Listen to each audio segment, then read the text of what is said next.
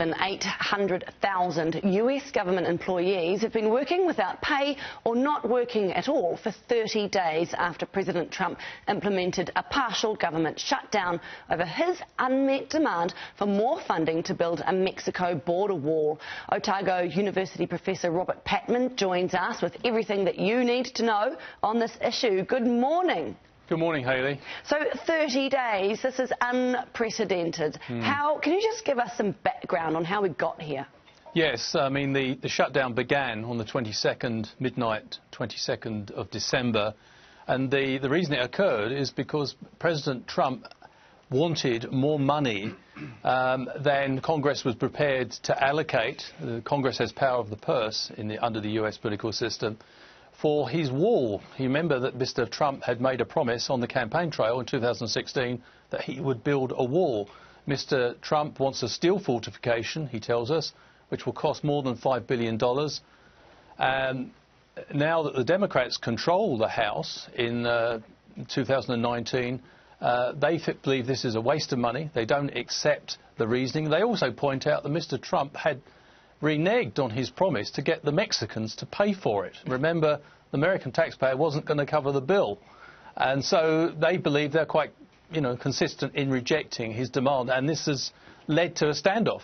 And Mr. Trump has effectively, because he couldn't get his own way about getting the money allocated, he threatened and then carried out his threat to partially shut down the American government.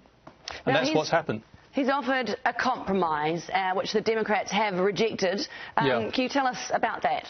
Yes, he's made several initiatives. Both have been rejected, the latest being over the weekend, when he offered an extension for the so-called dreamers. These are young people who illegally entered the United States with their parents.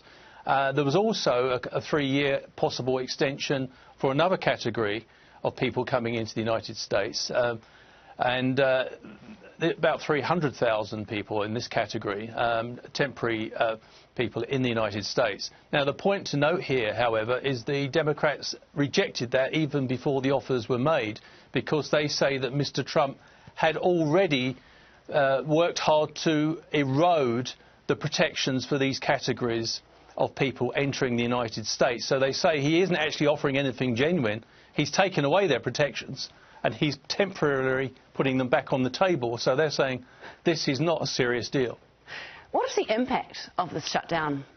Well, I think on public opinion, it's hardening against Mr. Trump. I think Mr. Trump's met his match in Nancy Pelosi, who is the formidable Nancy Pelosi is the leader, the Democratic leader of the House of Representatives. She quickly branded the shutdown as a Trump shutdown. And in a sense, Trump has found himself out-trumped on this issue, because he always likes to brand people and issues.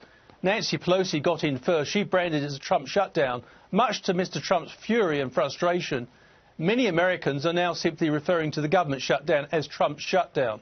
So if public opinion is to go anything by through the polls, many Americans are blaming him, and the Democrats don't seem to be in tremendous hurry to sort this out, because the longer this goes on, the more it's likely to hurt Mr. Trump politically. Well, let's hope that we do see an end to this soon. Thank you very much for your time, Robert Patman. Thank you.